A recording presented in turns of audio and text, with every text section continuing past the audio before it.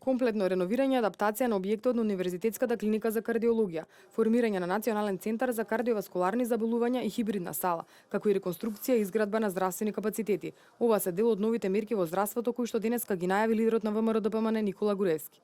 Според него, во изминатиот период се реализирани крупни проекти со што државата сериозно се доближала до врвните европски и светски стандарди во третманот на кардиоваскуларните заболувања. За реновирањето на објектот на Универзитетската клиника за кардиологија ќе бидат инвестирани околу 180 милиони денари, а реконструкцијата се планира да започне во 2019 година. Ова е многу значајна инвестиција, имајќи в предвид дека постојниот објект на клиниката е стар околу 40 на години. И ова ќе биде прв поголем градежен зафат на оваа клиника. Ќе се изврши комплетно обновување на инфраструктурата и на интериерот на објектот, офаќајќи ги одделот за интензивна нега, стационарот и други содржини со цел овозможување посовремени услови за третман на овие пациенти. Груевски најави инвестиција од околу 2 милиони евра за хибридна сала, која ќе функционира во рамки на Универзитетската клиника за дрвна кардиохирургија и ќе биде прва од поблискиот регион.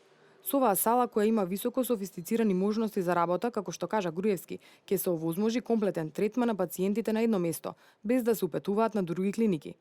Тој најави формирање на Национален центар за кардиоваскуларни заболувања, кој ќе функционира како координативно тело кој ќе предлага креирање на политики во овој сегмент.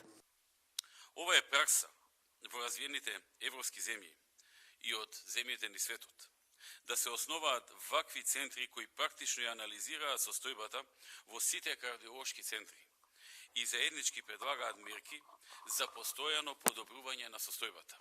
Осврнувајќи се на досегашните реконструкции на здравствените установи, Груевски за следниот период најави комплетна реконструкција на градската општа болница 8 септември, за што ќе бидат инвестирани 260 милиони денари. Потоа најави проширување и унапредување на условите за третман на пациенти во Универзитетската клиника за радиотерапија и онкологија, за што ќе бидат инвестирани 20 милиони денари, како и комплетно реновирање на објектот на Универзитетската клиника за инфективни болести, за што ќе бидат инвестирани 200 милиони денари само за градежни работи. Нашите инвестиции не застануваат тука. И не застануваат само кај главниот град. Туку продолжуваме да инвестираме во секој град во државата, со цел континуирано, постојано унапредување на дејноста на здравствените услуги до секој еден граѓанин, без оглед дали живее во урбана или во рурална средина. Четврто, ќе извршиме комплетно внатрешно реновирање на објектот на клиничката болница Битола. Инвестиција вредна над 10 милиони евра. Тој исто така најави реконструкција на објектот на психијатриската болница во Демирхисар, инвестиција од 24,6 милиони денари, што ќе треба да се реализира до крајот нивната година, како и реализација на втората фаза од целосната реконструкција и адаптација на објектот на општата болница Кичево, инвестиција од 130 милиони денари.